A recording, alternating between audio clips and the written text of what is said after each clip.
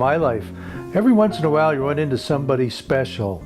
And how I found this gentleman was the other day I was over at the school admin office, and I don't know if you know Peggy Chisholm in accounting or not, but she said, "John, you absolutely have to talk to my father-in-law, Tom. He lives out in Lapeer. He's 99 years old. He's a veteran of World War II." As she was saying all these things, I was checking off the boxes in my mind, and I realized she's absolutely right. I had to go see Tom. So Tom, I want to say thank you for having us out here. It's an honor to be with you. You know, this is right around Veterans Day in 2017. And when you see stuff about Veterans Day on the news and read about it in the paper, it's got to bring some special thoughts to your mind. Would you mind telling us about that? Well, yeah. I was out there in Fort Bliss. We were with the first calf before they dismounted them. And we had some outstanding cowboys in that outfit. Guys that were good enough to go to the rodeos and make enough money so they could keep going.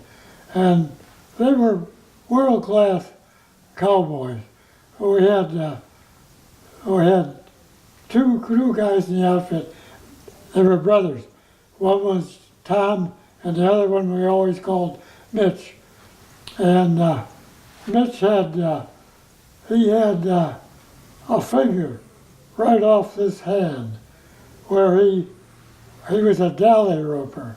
In other words, he had a big loose, and he'd get a cow or a calf or anything on it, and then he'd dally. And the way they dallied on that horn, they could take a finger off. And he was minus the finger, but oh my God, he could still catch something every time he threw a rope. And they always impressed me with what they could do in their own environment. Right. Now this was while you were in the service? Yes. Okay. Yeah. Mm-hmm. All right, very good. I want to talk more about your experiences during World War II in the service. But before we do that, first I want to mention, I don't think I did, we're at the Devonshire Retirement Village out in Lapeer, where Tom has been living for the past year. Before that, Tom and his family owned a horse ranch for a long time, about 30 years or so, where you also had a business of transporting horses for other people to different parts of the country, which is a story in itself. But before we get to that, I want to start talking about your history. Where were you born? West Bloomfield Township. And you were born in what year? 1918 on Middle Belt Road, right where it hit Orchard Lake. It was the closest town was Kego Harbor, and this farm I was on was owned by a wealthy man, and he had a business. He owned Gemmer Manufacturing, and they sold I couldn't say all, but he owned a lot of the steering gears that went into the early automobiles. They were a real good steering gear that didn't get a lot of slack in it, and it had done the job and lasted a very good time. And so the reason you lived on that farm was because of the business that your dad was in, is that right? Yes. What did your father do? My father,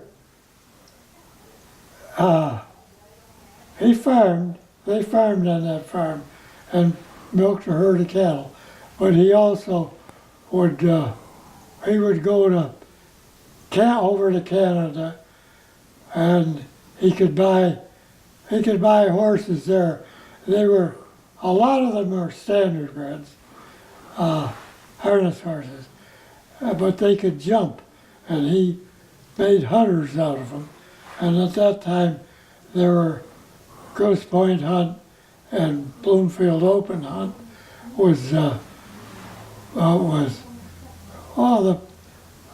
the millionaires like to belong to that club. So you had horses in your life right from the start, didn't you? Yes? Did you ever know your grandparents? No. You didn't know any of your No. grandparents? They, Sam, my dad, came over from Ireland in 1902, and I think he went back one time, but that was all. So he was the first one in your family to come to this country. Yes, Okay. Did you have any brothers or sisters? I had a sister. Okay. She was a school teacher. She taught special classes. In other words, it was the people that were a little bit slow learning. Like special education. Yes, the right term. Yeah. Yes. Now, what about your mother? Did she work outside the farm? She worked right in New York City. She was a seamstress. They made clothing there. Sure. You know, that's what she did before she got married. How did your mother and father meet? Do you know?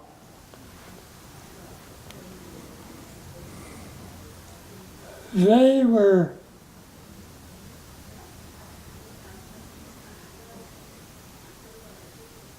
members of a Catholic church that was in White Plains, New York, and that's where they met. So your dad came to this area by way of New York. Yeah. No, he came to run Grosse Pointe and get it up to Ticken as a hunt club before World War I. Was he involved with horses right away when he got to this country? Yeah, he was. He was. We need to take a break here, but we got a lot more to talk about. So please stay with us and we'll be right back with Thomas Chisholm.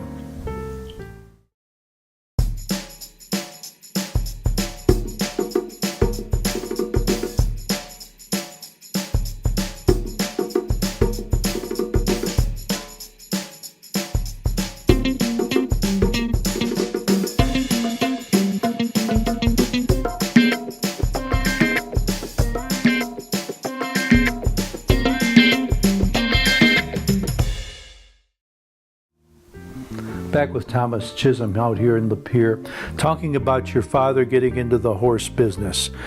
Did he ever talk to you about how he got into that business? Was that something he was even involved in back in Ireland?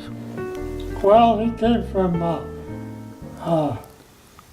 he was from Ballyshannon, which is a town in Northern Ireland.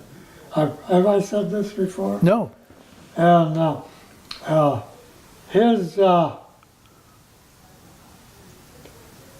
his grandfather and grandmother owned the mill, the grist mill, in that town.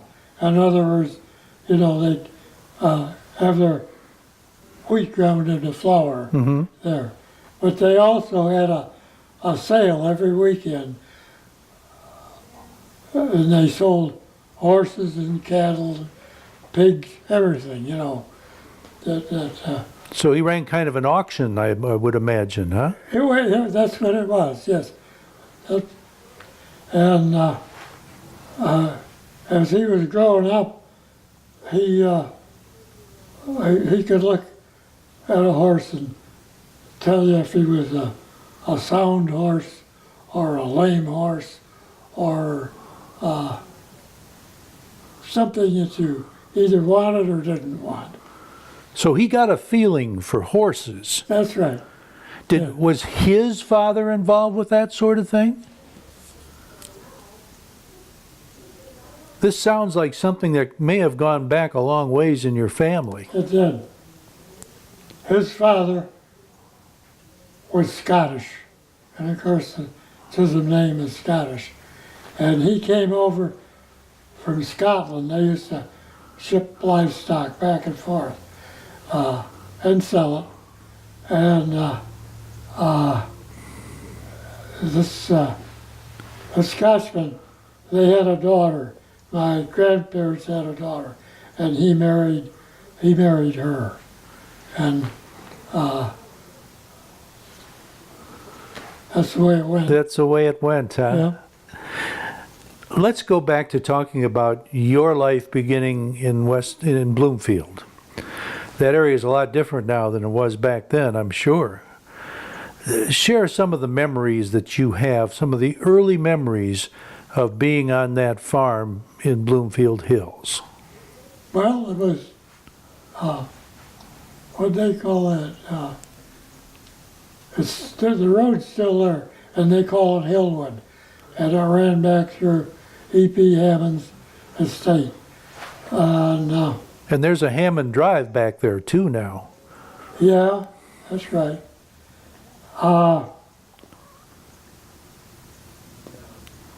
can remember as a kid, they all had nurses, and we used to have a pony cart, a Shetland pony, and I can remember we rode all over those roads back there. A nurse driving them. It was a good pony. Pay attention, and hell, there'd be 4 kids in it, and her, and this poor little old Shetland pony, pulling them around. Those roads back then were, oh hell, there weren't much roads, you know. But yeah, old Tiny pull us around, and that was one of the first memories I can remember. Yeah, and we're talking about the area right around Sylvan Lake there, and that's a lot different now. Oh yes. Tell me about, what was the place like that you were living in on that farm? You went down Hillwood Drive, and it was the last house on it at that time. And it was a nice big farmhouse. And most of the people that worked in the barn, they also lived in that house. And So you all lived in the same house? yes, yep. And there wasn't a lot. It was nice. So what, did your mother do a lot of cooking there, or? Oh yeah. She took care of those guys. So she cooked for more than just your family? And they paid her. Yeah. So she worked for the owner of the farm as well? Yep. Okay. What was your favorite meal that she cooked?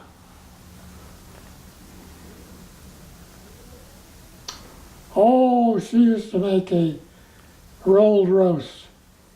And she would take a standing rib, cut the center out of it, a good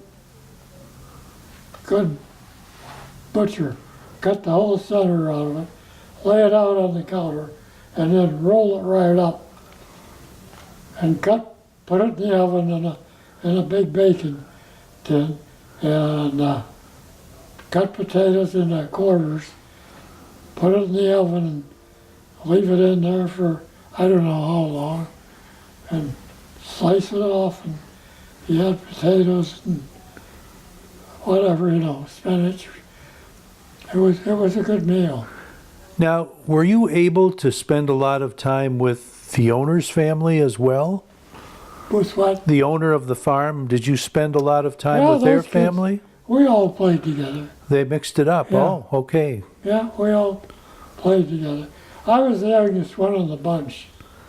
And all the rest of them could ride bicycles before I could. And they'd ride bicycles out. Finally, they got me a bicycle. It was a little smaller because I was younger. And I never could learn to get off the bicycle.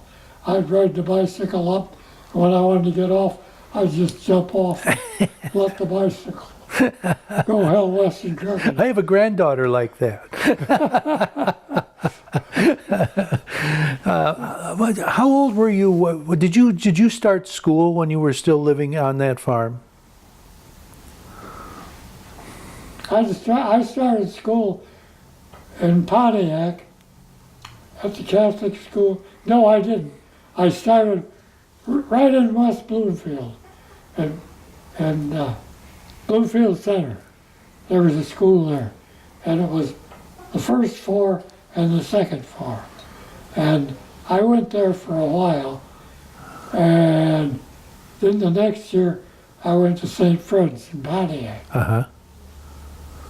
Were you in a big class? Was that a pretty big school at the time? I don't remember it as being that. No. No, it was just an ordinary school. Were you able to go through how many grades did you go through at that school? My God. They probably had 8 anyway, huh? Yeah.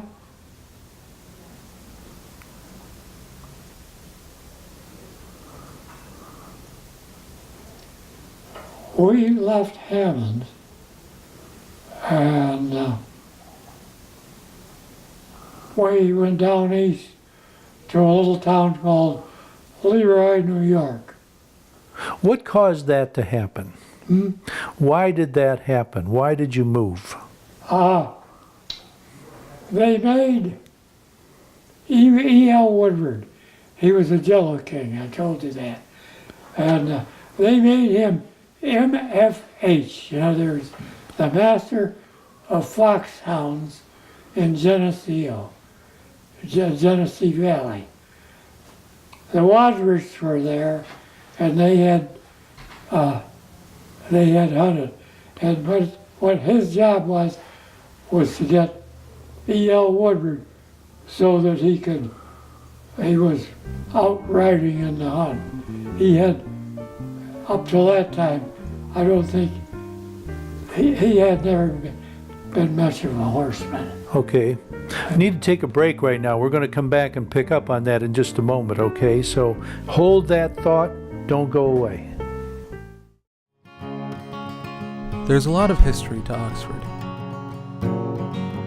Hidden around every corner, deep in every crack, and sometimes right in front of you, waiting to be discovered. If you just dig a little, you'll find the great history of our beautiful town. Welcome to Historic Oxford. Back with Thomas Chisholm out here in the pier. You were talking about your first move away from Bloomfield. Where was it that you moved to again? What part of the country?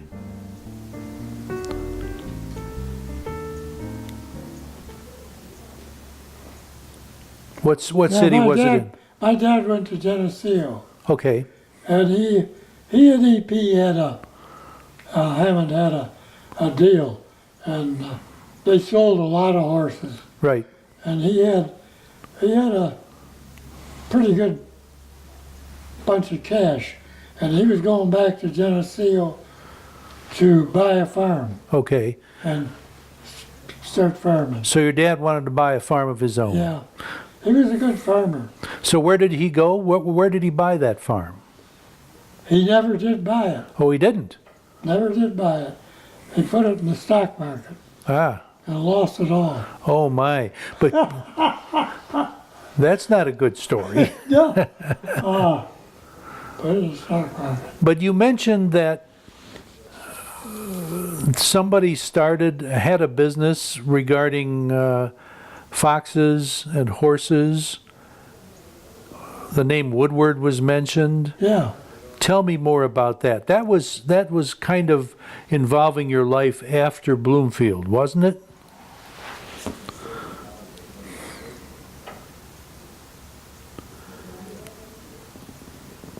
I'm trying to get to the next place you lived after Bloomfield.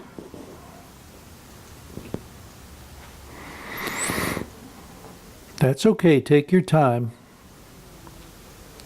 Well, the lodgers were down in Geneseo. I have probably said that before. Where is Geneseo? Yeah. Where is that? Geneseo is, it's like halfway between Buffalo and Rochester. It's in New York. Western New York. Okay, That tip that ran out. gotcha. Yeah. And they had a pack of hounds, and they hunted, you know. Right. They had a genuine English huntsman. I can't think of his name, but he hunted down, and it was a strong hunt. Yeah. And what did your dad do for him? He ran his private stable. Yeah. How long were you there? My God. Were you there when you were in high school, or did you No. go to high school? I went to high school out on Gull Lake. Gull Lake Consolidated Schools. So that was after you were in New York. Yeah. Yes. Okay. So what caused you to move away from New York? Do you remember? The what? What caused you to move back to Michigan? What caused you to go to Gull Lake? Well, when the stock market crashed, E.L. Woodward was heavy in the market, and he lost a lot of money. And so he closed that up. So Sam found a job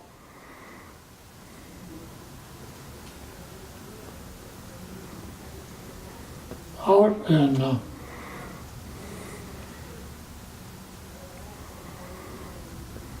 What state?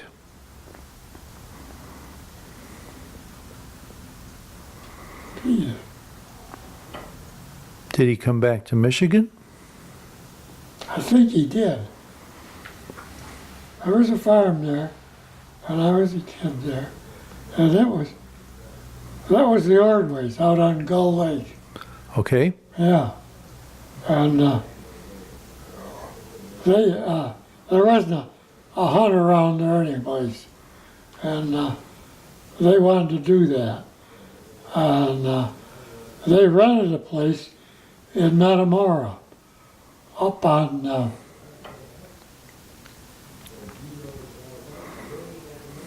Hindred Road. Okay. Was it a farm that they rented?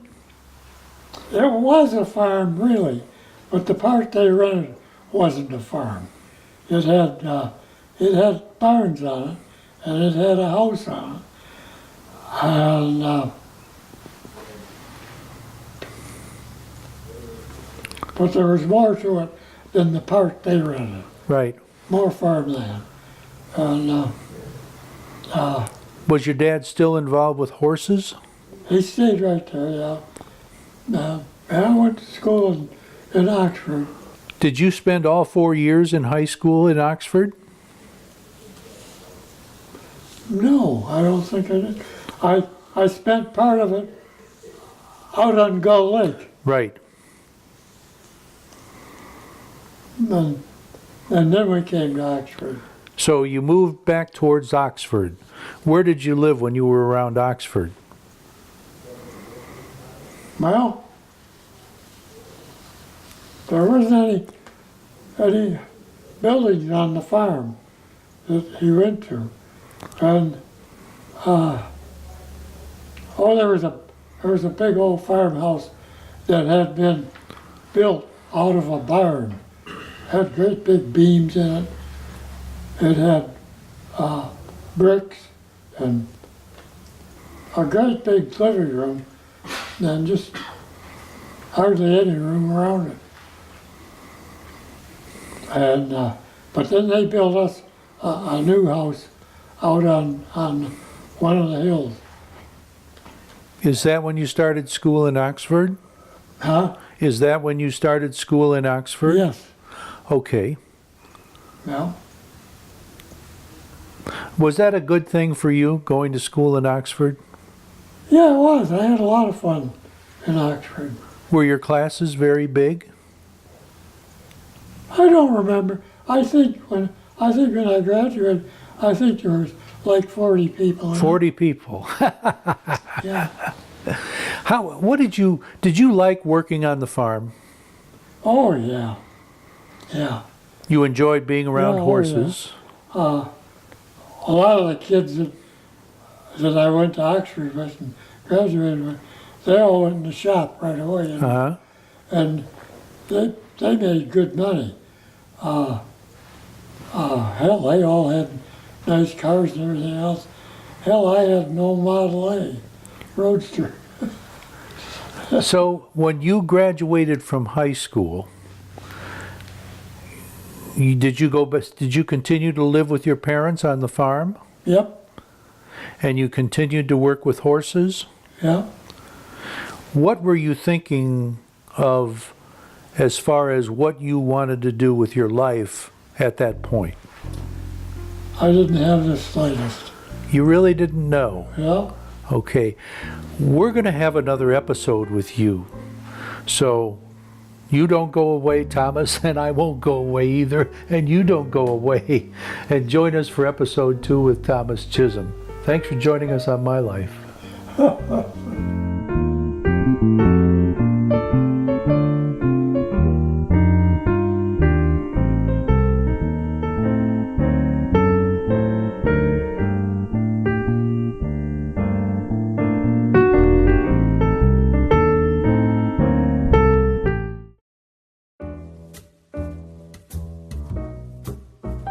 We here at OCTV cover the local events and government meetings of Oxford, Addison, and Leonard.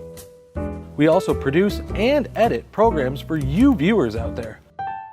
With the leadership of our station manager, Bill Service, we have been a very successful team, winning awards from the state of Michigan for Best Electronic Media, giving attention to our local veterans. We also won awards for excellence in directing and educational programs. With the help of our great new equipment and our technical directors, we write, produce, and broadcast our local news for you. Without our production manager, Terry Stiles, our channel and station wouldn't be the well-oiled machine it is today. She coordinates the editing assignments and shoot schedule with our editors and camera people.